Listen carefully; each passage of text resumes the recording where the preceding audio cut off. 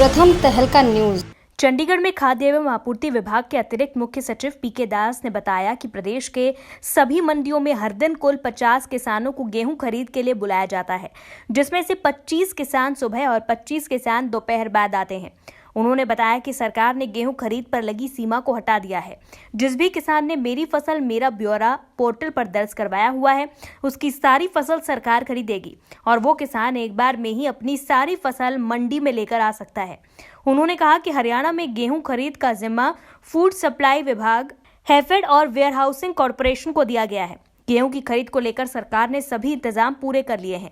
मंडियों में कर्मचारी बारदाना, सिलाई और गेहूं के उठान की भी तैयारियां पूरी कर ली गई हैं। पीके दास ने बताया कि पहले दिन करीब 1 लाख टन खरीद हुई है। उम्मीद है कि अगले कुछ दिनों में ये 2.5 लाख प्रति दिन तक हो जाएगी। एक सवाल के जवाब में उन्होंने कहा कि कोरोना के चलते मंडियों में लेबर की कुछ दिक्कत है। आढ़तियों की नाराजगी के संबंध में पूछे गए सवाल पर पीके दास ने कहा कि सरकार अब तक आढ़तियों की सभी मांगे मान चुकी है और यदि वे भविष्य में अपनी समस्याओं को बताते हैं तो सरकार उनसे बातचीत करने को भी तैयार है। 1100 सेंटर में करीब सभी सेंटर में 50-50 फार्मर बुलाए थे। अब तक हमने करीब 76 हज़ार टन गेहूं की आवक हो चुका है मंडी में। तो जो सोशल डिस्टेंस रखना ज़रूरी था वो रख रहे हैं।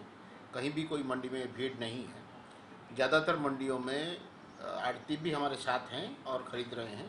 प्रोक्योरमेंट सेंटर पे भी आड़ती खरीद रहे हैं। जहां आड़ती नहीं गए हैं वहां हमारे प्रोक्योरमेंट एजेंसी के अधिकारी खुद खरीद रहे हैं। इसलिए किसान को जो मंडी में अपने गेहूं लेके आया है उसको कोई दिक्कत नहीं है। और सरसों की खरीद जैसे पूर्ववत से जारी है, उसमें भी किसी को कोई दिक्कत नहीं है। इसलिए मुझे लगता है कि जो आज की जो गेहूं की खरीद की शुरुआत हुआ है वो बिल्कुल ठीक हुआ है। और एक और चीज़ मैं क्लियर कर देता हूं कि जो मेरा फसल मेरा ब्यौरा में किसी किसान ने अगर अपना कुल रकबा दिया है कि गेहूं के अंदर इतना था, जब उसको बुलावा आएगा तो वो अपने पूरी रकबा का गेहूं लेके इकट्ठे आ सकता है। हमारी तरफ से इसके लिए कोई रोक टोक नहीं है। वो किसान को मेरा फसल मेरा ब्यौरा में कोई फ़र्क नहीं पड़ेगा। ये है कि उसमें जो रजिस्टर किए हैं उन्हीं लोगों को बुला रहे हैं। जिन लोगों ने रजिस्टर नहीं किया है उन लोगों को कह रहे हैं आप रजिस्टर करें, ताकि तुरंत आपको भी उसमें बुलाने में शामिल कर लिया जाएगा। जब हम सरसों की खरीद कर रहे थे उस समय ये हुआ था कि वेरिफिकेशन अगर ई गिरदावरी से नहीं आया था तो उसके चाहे 5 किलो के सरसों उसने रजिस्टर कर रखा हो, लेकिन मान लीजिए 1 किलो का ही वेरिफिकेशन हुआ है तो 1 किलो का ही क्वांटिटी लाने के लिए कहा जा रहा था। लेकिन उसको हमने तुरंत अगले दिन ठीक कर दिया था। चाहे सरसों हो या गेहूं हो, जितने का मेरा फसल मेरा ब्यौरा में रजिस्टर कर रखा है वो सारे के सारे फसल वो एक बार में ला सकता है। सरसों में एक दिन में 40 क्विंटल से ज़्यादा नहीं ला सकता। वो इसीलिए कि सरसों की जो 25% खरीद है वो नाफेड के लिए हम करते हैं, वो उनका कंडीशन है। लेकिन 25% खरीद हो जाने के बाद किसान कितना भी लाए वो हम लेने के लिए राजी हैं। गेहूं में कोई इस तरीके से बंदिश नहीं है। तीनों agency, food and supply department, HAFED और वेयरहाउसिंग कॉरपोरेशन, अपने जो मंडी और प्रोक्योरमेंट सेंटर की जिम्मेदारी उनको दी गई है उस सब में कम से कम 2 आदमी उन्होंने लगाए हैं। इसके अलावा सुपरवाइजरी अफसर भी लगाए हैं। हर मंडी में बारदाने, झार, वेइंग मशीन और सिलाई करने के लिए बंदोबस्त किया गया है। हर मंडी और प्रोक्योरमेंट सेंटर के साथ ट्रांसपोर्ट का अरेंजमेंट कर दिया गया है।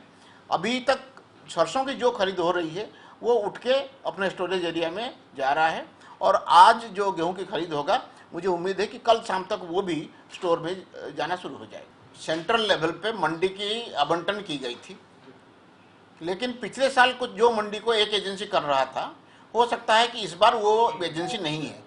तो कुछ जगह आड़ती चाहते हैं जिसके साथ पहले काम करते रहे उसी के साथ काम करेंगे। ऐसे कुछ रिक्वेस्ट हमें मिला है, उसमें हम कोशिश कर रहे हैं आज के बाद बैठ के आपस में कोई फैसला कर लेंगे। अदरवाइज उनमें कोऑर्डिनेशन की कोई कमी नहीं है। प्रथम तहलका के लिए चंडीगढ़ से ब्यूरो रिपोर्ट।